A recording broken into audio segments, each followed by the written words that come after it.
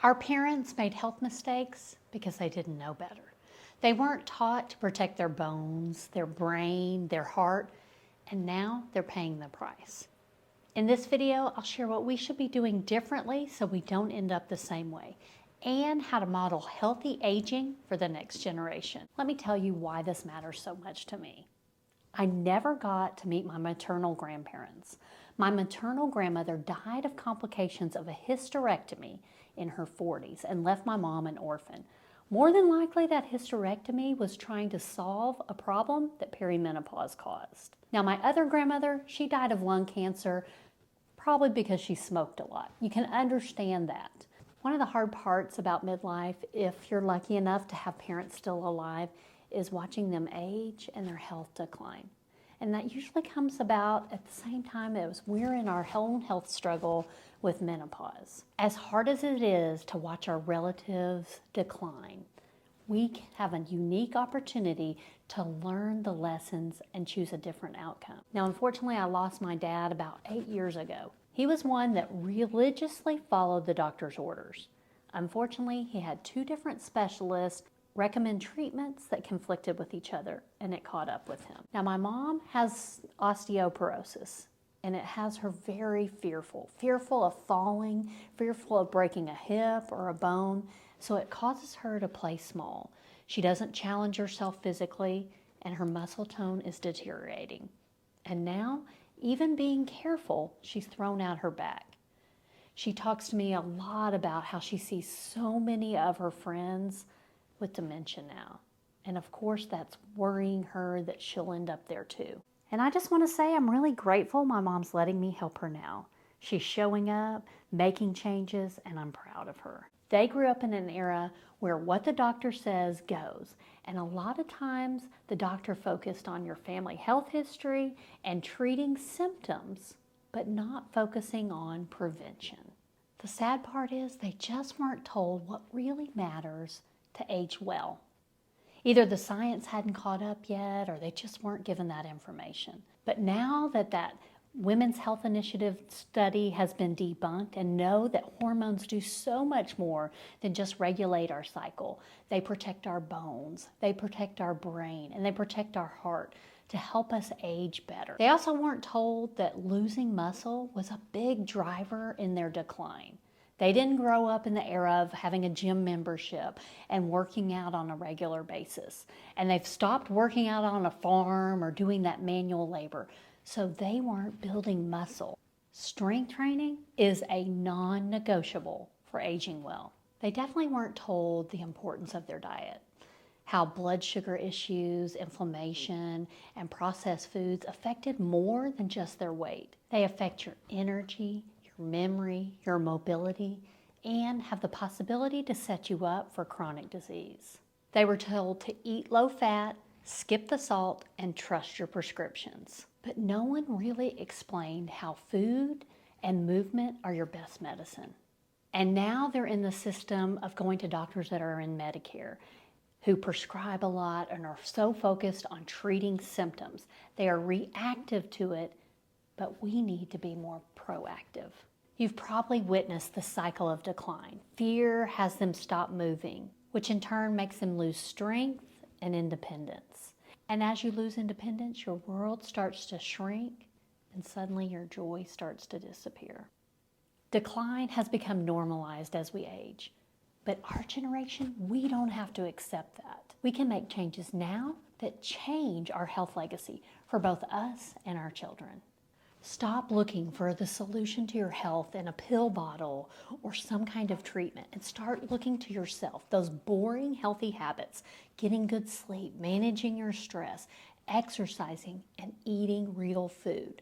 It's not sexy, but it really does work. Entering our menopause era, health struggles start to pop out of nowhere, and we complain about it. But I want you to think of it differently. It's a wake-up call. It's a wake-up call to start changing your lifestyle habits so that you get to age stronger and healthier. It is no longer about a number on the scale. It's about living full out into your 80s and 90s. It's increasing your health span, not just your lifespan. It is too important for you to ignore this. It's not too late, but you've got to get started. You have to start exercising. I don't care how much you hate it or how little time you have. Build in strength training, even in those small pockets of time while your coffee's brewing, while your shower is heating up. Build strength and get those steps in however you can. Those hard cardio workouts are a thing of the past. Get walking. Just go walking in your neighborhood. Get in the stamina that way. It makes a difference in how you age if you can get those steps in and you can build your muscle. And you know it, but are you doing it? You've got to start eating real food and crowd out that processed food.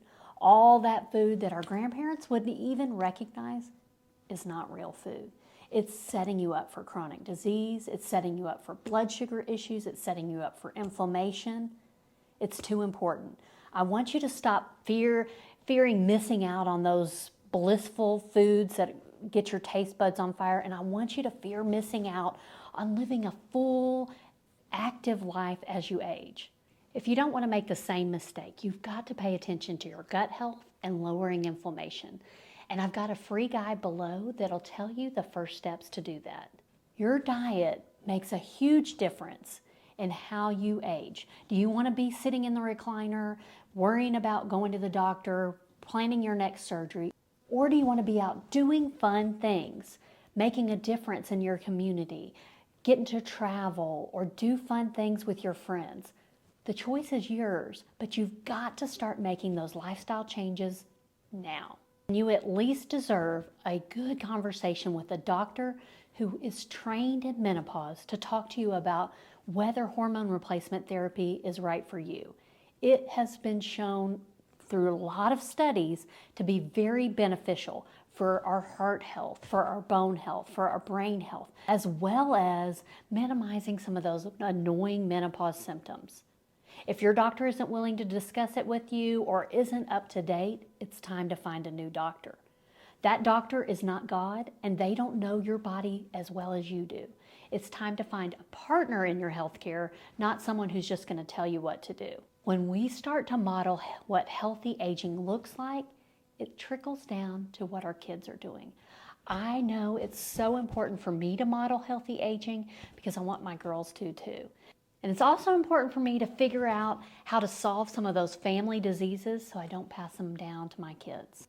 Yes, genetics matter, but lifestyle matters more. Somewhere in the middle of midlife, we start to look forward to retirement when things maybe can slow down a little. Maybe you retire from a job and get to do whatever you want. But here's the thing, I don't want you to retire from your healthy habits. I hate when doctors give the advice, slow down, don't do too much, protect yourself. Because what happens is you slowly start to decline. And family members like, oh, don't worry, let them have what they want to eat. Let them have that little bit of joy. And then slowly, food becomes their only joy. Joy disappears when your vitality fades. You don't have to stop growing and challenging yourself, maybe when you stop working. Keep exercising, keep lifting heavy weights, keep learning, keep fueling your body with real nutritious foods. Don't retire from your healthy lifestyle, and you won't have to retire from your fun. Now, the main reason that I'm so fired up about this, I want to help you get healthier because I believe you as a midlife woman, God is not done with you yet. My mom started 2 nonprofits after she turned 50. Unfortunately, now her health is making her step away from that. We have a responsibility to make a difference in our community, to make a difference in our families, but we have to be healthy enough to do it. God still has purpose for your life, but you have to have a healthy lifestyle in place so that you can fully embrace it. It is not too late, but you've got to get started. The world needs your gifts and your example of what healthy aging looks like. If you're starting to see your parents decline and you're saying, I don't want that to be me, this is your moment. You, my friend, are worth the work to figure out a healthy lifestyle that makes you feel amazing so that you can live a life you love. I'd be happy to help you get started.